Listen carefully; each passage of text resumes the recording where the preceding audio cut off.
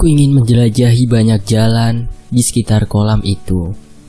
Tapi si fakir tiba-tiba muncul dari Land Rover setelah matahari tenggelam. Ia memerintah kami dengan suara keras untuk bermalam di dekat kolam batu itu. Kami sangat terkejut mendengar ia berbicara lagi. Kami segera melakukan perintahnya. Tapi saat kami bekerja, ia sudah menghilang lagi di balik batu. Nah, kemana lagi dia pergi? Tanya Profesor Freeman. Walaupun aku tahu ia sudah tak lagi mengharapkan jawaban. Aku membantu Rebecca membongkar muatan kami. Sementara Ali dan Rami mengumpulkan batu untuk membangun dinding penahan angin di depan gua. Tampaknya ini akan menjadi malam panjang yang dingin. Cahaya terakhir matahari sudah hilang saat si fakir kembali dengan membawa seikat kayu bakar. Rami menatanya dengan hati-hati dalam bentuk kerucut besar. Tak lama kemudian api pun menyala. Bayang-bayang kami menari-nari di atas tanah. Rebecca dan ayahnya menyiapkan makan malam berupa telur goreng, roti, dan keju. Ia meletakkannya di sufreh kecil yang diberikan oleh Syekh kepadanya. Dan sesuai adab, si fakir mengedarkan makanan dari kanan ke kiri sampai semuanya memperoleh jatah. Tapi ia tak mengambil apa-apa. Tak ada yang berkomentar mengenai kelakuannya itu, sampai kami mengucapkan syukur kepada Allah atas nikmat makan yang diberikannya. Alhamdulillahirrabbilalamin. Profesor Freeman bahkan mengucapkan doa ala Yahudi, dan putrinya senang melihat hal itu. Ayah sudah bertahun-tahun tak pernah berdoa, katanya sambil mengecup pipinya. Ayahnya cuma menggerundel tak jelas dan kami semua menertawakan kelakuannya itu, kecuali si fakir. Benar, jika kalian tidak berterima kasih kepada yang maha memberi, makanan apa yang akan dia berikan kepada kalian? Katanya.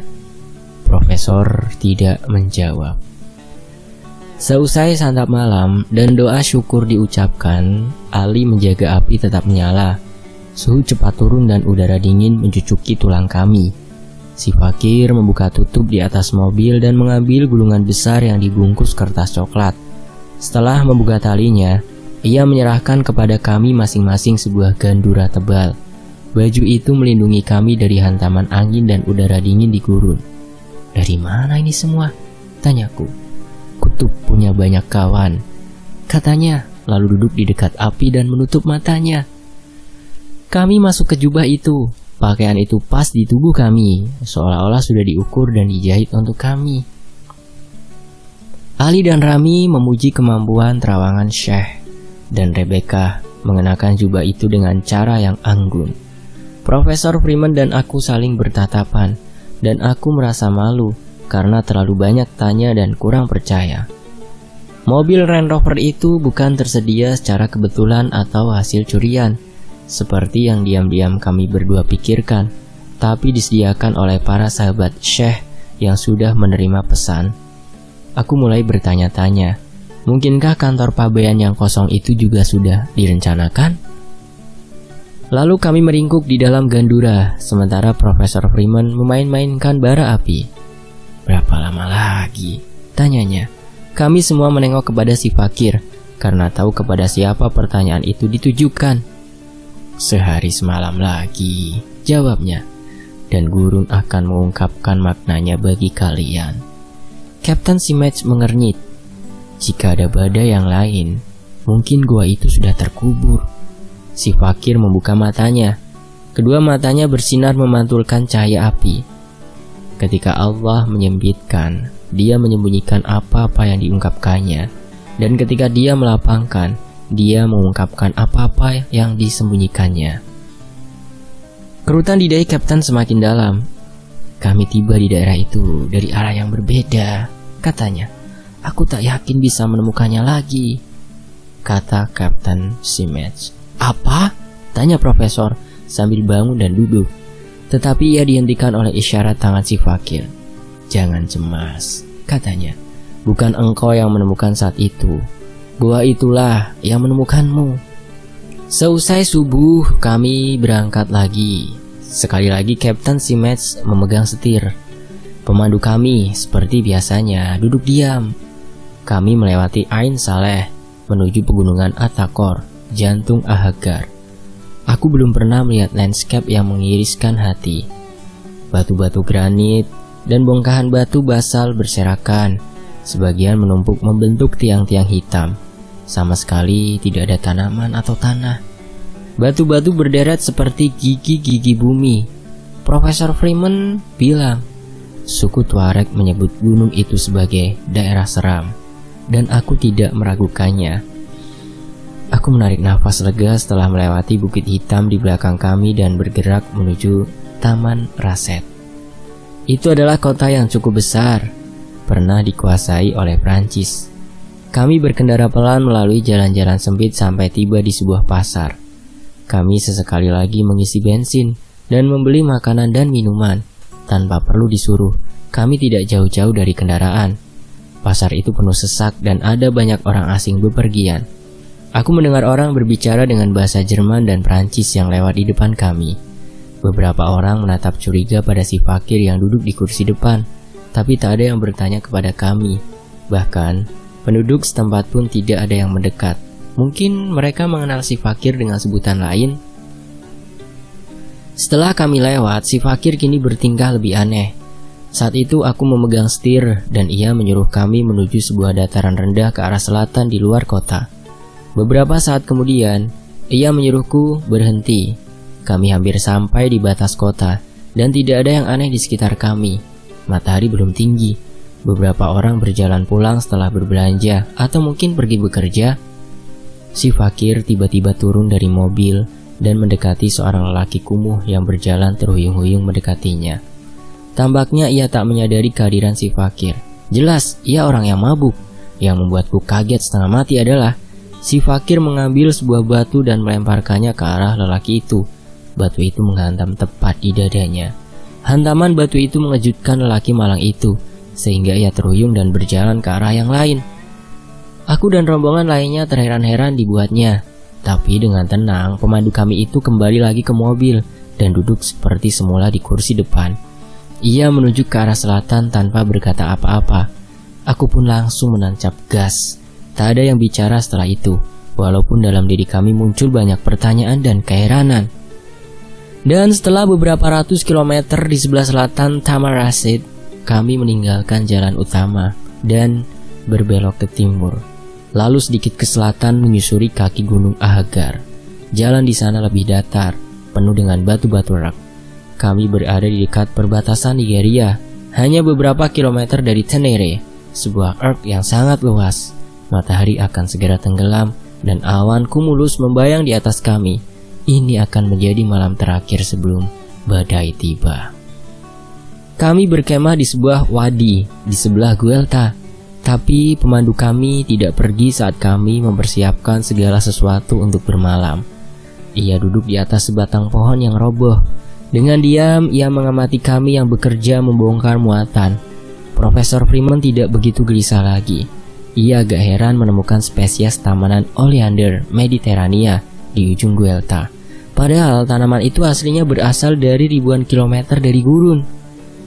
Angin yang kuat pasti membawa benihnya sampai ke sini, katanya.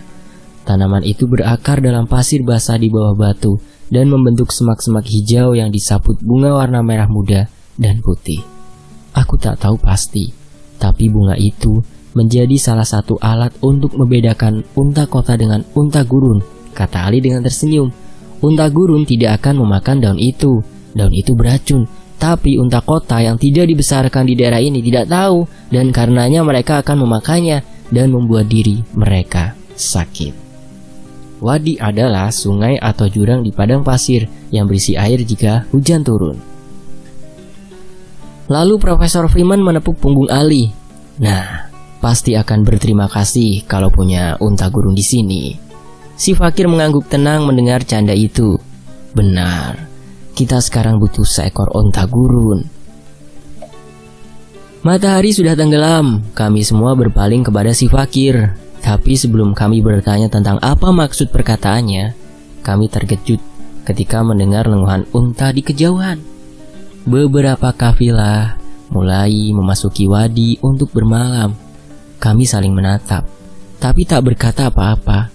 Rami menyalakan api. Tak lama kemudian aku mendengar suara langkah kaki mendekat. Mungkin ada selusin orang yang mendatangi kami yang berdiri menunggu. Tapi si fakir tetap duduk di atas batang pohon. Sikap tenangnya membuatku yakin bahwa keadaan akan aman-aman saja. "Salam bagimu, Avono," kata si fakir kepada lelaki yang memimpin rombongan yang baru datang itu. "Dan salam juga bagimu, wahai Marabout," kata si pemimpin, "dan juga kepada kalian semua." Avono juga mengenakan gandura, tapi anak buahnya tidak, dan hanya dia yang kepalanya diselubungi kain hitam khas busana Tuareg.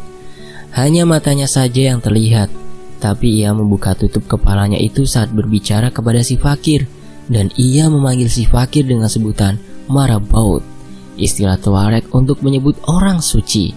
Ini salah satu lagi dari sekian julukannya. Avono tak banyak membuang waktu. Ia adalah muduku dari orang-orang ini. Ia menyuruh anak buahnya kembali ke perkemahan setelah memastikan bahwa kami bersama seorang Marabout. Ia tampaknya tak terlalu heran melihat kami, walaupun ekspresi dan nada suaranya sinis dan penuh curiga. "Ayahku juga titip salam untukmu. Dia menyuruh kami melayanimu, walaupun kami tidak tahu apa kebutuhanmu," kata Avono itu.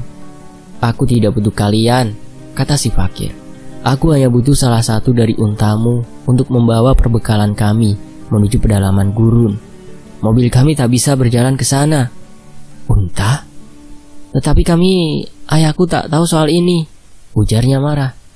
"Kami sudah berjalan berkilo-kilometer untuk membantu kami. Lakukan sekarang dan jangan marah-marah. Janji harus ditepati dan Allah akan menerima amal baik kalian." Aku melihatnya menerima ucapan si fakir. Ia tidak akan membantah perintah ayahnya atau orang suci, walau ia sangat curiga. Ia memandang Land Rover seolah-olah mobil itu artefak kuno yang antik. "Terserah kau," katanya dingin. "Tapi setidaknya kau harus naik unta. Yang lainnya bisa berbagi beban. Aku tidak butuh kendaraan untuk mengarungi lautan ini." Mudugu itu diam saja, lalu ia berpaling pada kami dan menatap dengan seksama. Ia hanya menatap Ali dan Rami sekilas, kemudian menatapku cukup lama. Ia mendengus setelah melihat aku menulis di buku catatan.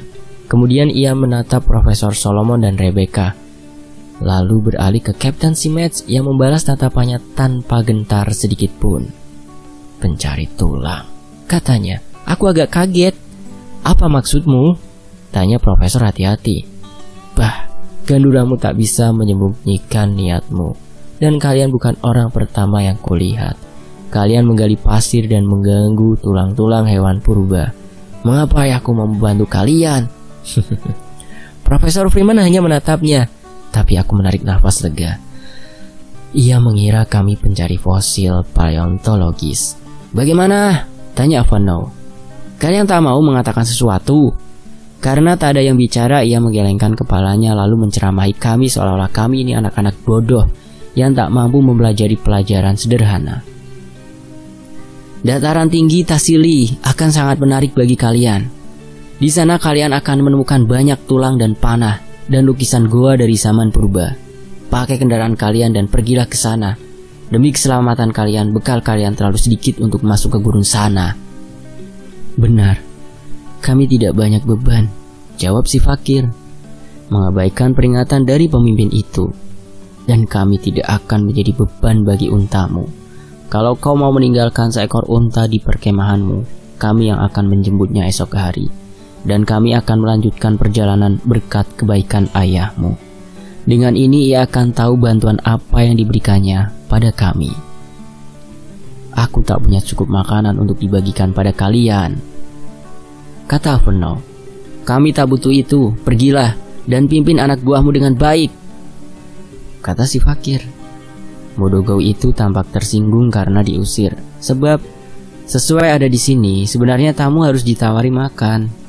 Ia menatap kami sekali lagi dengan ekspresi menghina, lalu berbalik dan menghilang di telan kegelapan. Pemandu kami tak terganggu oleh kemarahan orang Tuareg itu. Bahkan ia tak bergerak sama sekali dari tempat duduknya. Ia menatap nyala api. Kami diam saja.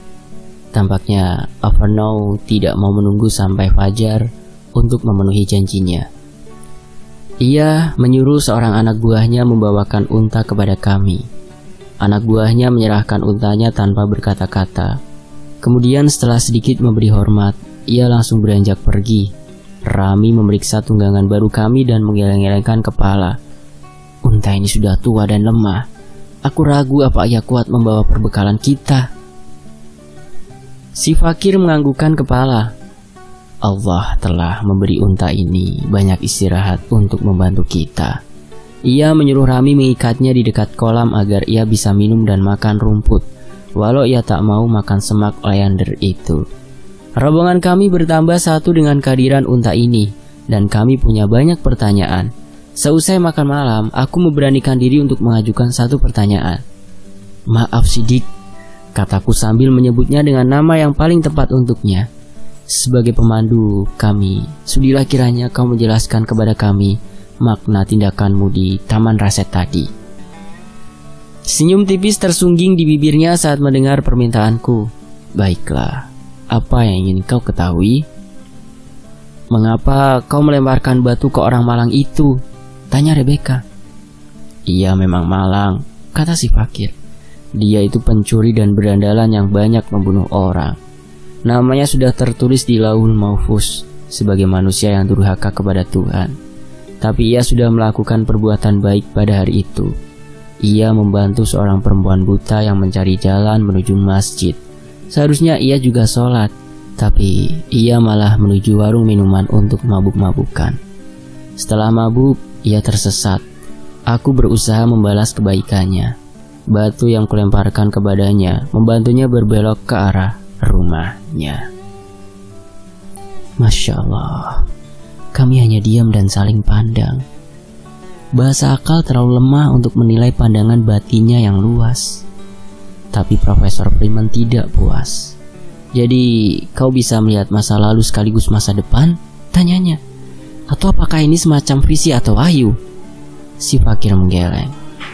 Kau mengacaukan antara ramalan dengan mukasyafah, dan kau tidak paham kedua-duanya. Aku ingin mengerti ya si fakir, kata profesor. Tidak bisa dijelaskan dengan kata-kata. Jiwa menerima pengetahuan dari jiwa.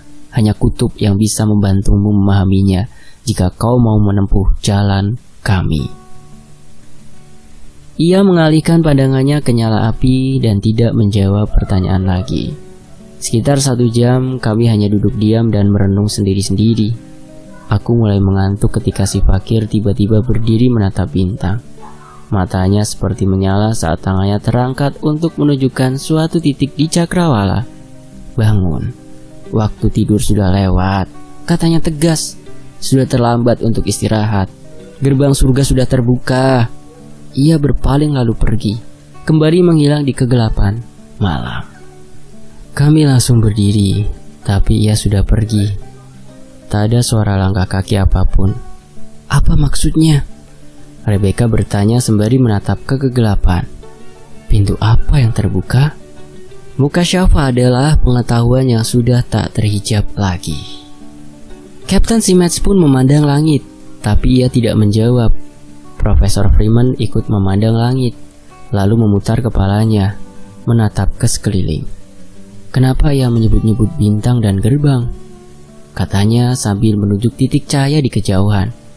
Kalian lihat, Antares sudah muncul di tenggara dan Vega di timur laut. Dan di sana kukira Regulus atau mungkin Capella berada di barat laut. Dan iya, Sirius ada di barat daya. Pada malam seperti ini, bintang-bintang itu muncul membentuk titik kardinal kompas. Orang menyebutnya pilar langit dan juga gerbang surga. Profesor menepukkan tangannya saat menyadari hal itu. Suara tepukannya yang keras bergema mengejutkan kami, dan kami menertawakan rasa takut kami sendiri. Tak ada yang perlu ditakutkan, katanya sambil memeluk putrinya. Tentu tidak, kata Ali. Semua pengembara gurun tahu bintang-bintang itu. Posisinya membimbing kami. "Dia di sana," katanya menambahi, sambil menuding ke atas. Dengan mengikuti unta betina, kita menemukan bintang kutub yang menjadi pemandu kita di perjalanan malam. Profesor Freeman mengangguk.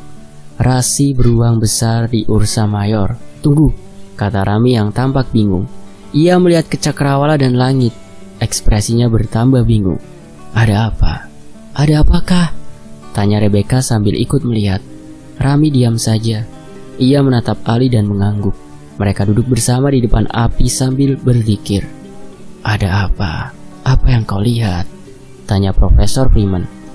Kapten Simatslah yang menjawab. Ia menatap ke atas dan menghirup udara. "Bintang itu tak bergerak. Mereka seharusnya sudah tenggelam. Dengar, tidak ada suara. Tidak ada suara burung atau serangga." Ia tampak gembira. "Waktu kita sudah tiba dan angin sudah menderai. Tidakkah kau rasakan? Sekarang kita berada di ambang badai." Lalu selama berjam-jam kami menunggu dengan diam sambil duduk membentuk lingkaran. Kami tak bisa tidur, dan aku bahkan tidak yakin apakah fajar akan tiba lagi. Bintang-bintang tak bergerak, berselubung gandura. Kami bersiap menghadapi badai takdir kami. Sejujurnya, aku tidak begitu yakin badai akan datang secepat ini. Tapi aku keliru. Pelan-pelan dari kejauhan, suara deru angin mencapai telinga kami. Awalnya seperti siulan panjang yang tiada habisnya. Tapi lama-kelamaan semakin keras dan kuat. Semua angin seperti berkumpul bersama, lalu melesat bergemuruh. Betapa cepatnya angin itu akan datang. Aku takjub sekaligus ngeri. Tapi belum ada tanda-tanda badai datang. Hanya suara badai dan angin kencang yang menyapu kami.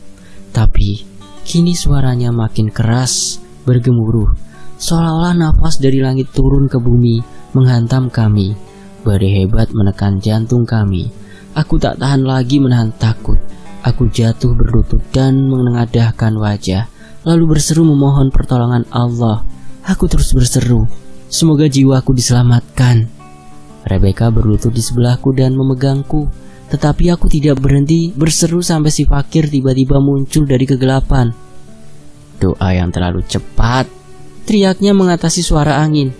"Kau berseru sebelum subuh. Ayo, kita harus melakukan apa-apa yang sudah diperintahkan. Sudah waktunya berangkat." Suaranya membekukan lidahku. Tapi Kapten Simets melompat dan berdiri. Ya, ayo, sudah waktunya," katanya, sambil buru-buru meletakkan perbekalan ke punggung unta. Tindakannya membuat yang lainnya segera bergerak. Ali dan Rami memadamkan api. Profesor membantu memegangi unta dan meletakkan barang-barang di punggungnya. "Ada apa denganmu?" Profesor Freeman berteriak, tak mampu mengikuti jejak Kapten. Kapten Simets sudah melepaskan ikatan unta dan membawanya keluar dari wadi. Si fakir tertawa. Ia berkata dengan suara yang dalam dan keras, suara yang belum pernah ku dengar sebelumnya. "Oh kau yang terperangkap dalam penjara 4 unsur, 5 indera dan 6 arah, kita pergi melampaui semua penjara itu. Apakah kau tak sadar juga? Ruh raja telah menyapu jiwa kapten itu. Ruh itu menariknya seperti magnet dan kau harus mengikutinya." Kami segera berbaris keluar dari wadi, mengikuti Kapten Simets dengan hanya dipandu oleh sedikit cahaya di kegelapan. Aku berada di belakang, menatap sekali lagi Land Rover yang kami tinggalkan. Kami berjalan pelan di sepanjang lereng wadi itu, mengikuti jejak alamiah, berbelok ke kiri dan ke kanan, mundur, lalu maju, dan naik seterusnya.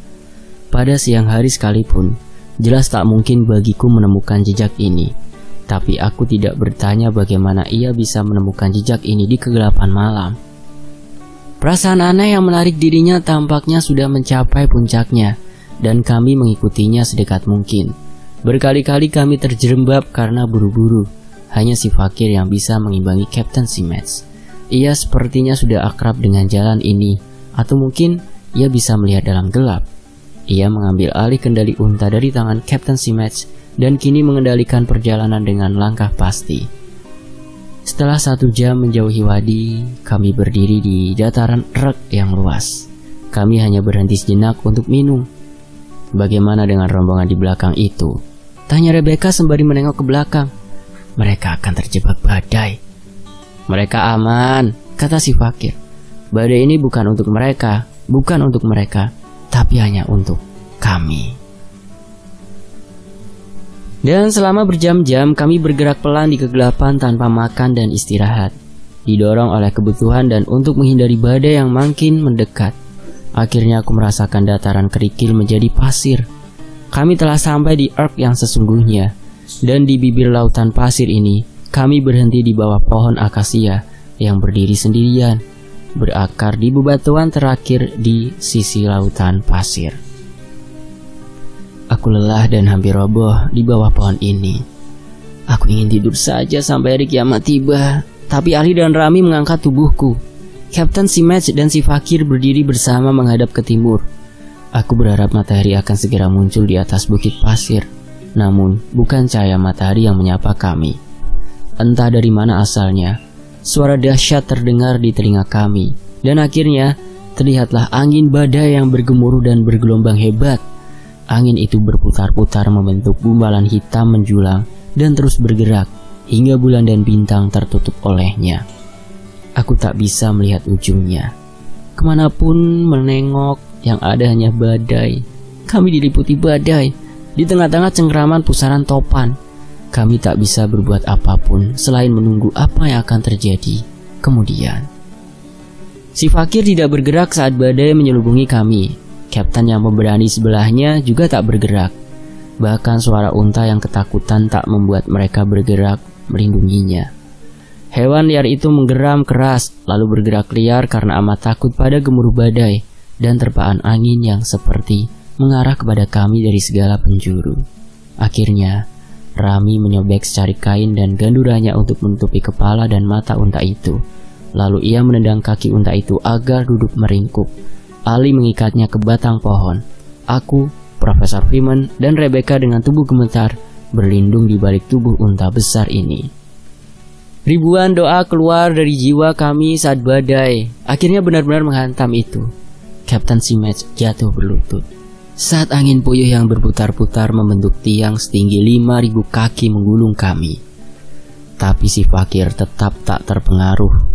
Ia berdiri sekokoh pohon, diangkat tangannya seperti menyambut badai. Mainkan, teriaknya kepada Ali. Suaranya entah bagaimana bisa mengatasi suara badai. Kata-kata itu bergema di telinga kami. Ali segera melekatkan Nei di bibirnya. Pada awalnya nada yang keluar aneh dan tak karuan, tapi lama-lama ia bisa mengatur nafasnya, dan Nei yang dimainkannya saat itu menjadi semacam instrumen gaib.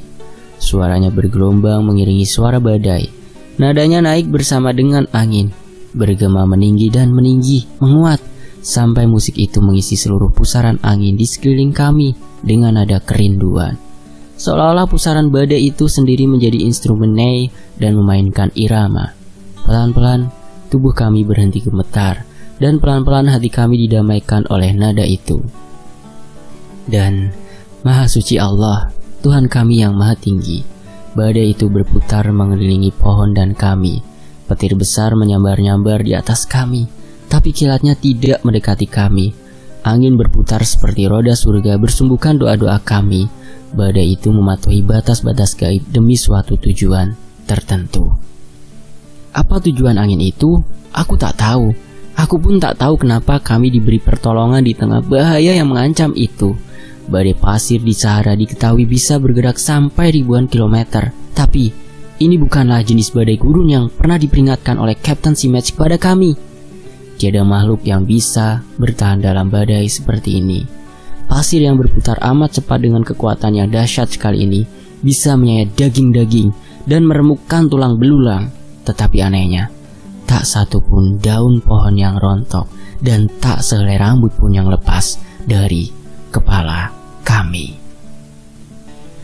Kami diliputi kegelapan seperti seonggok ampas kopi di dalam cangkir. Air mata ketakjuban dan kepasrahan jatuh dari mata kami. Ali menangis hebat sampai tak bisa memainkan musik lagi. Nei luruh dari tangannya, dan kami lantas bersujud kepada Allah yang Maha Pemurah atas curahan rahmat-Nya dan kami menangis tanpa henti, tak berani mengangkat kepala sampai aku tak sadarkan diri. Aku bertanya, di manakah akal ditemukan? Ia menjawab, ia bisa ditemukan di dunia halus. Nasir Khusraw. Bersambung.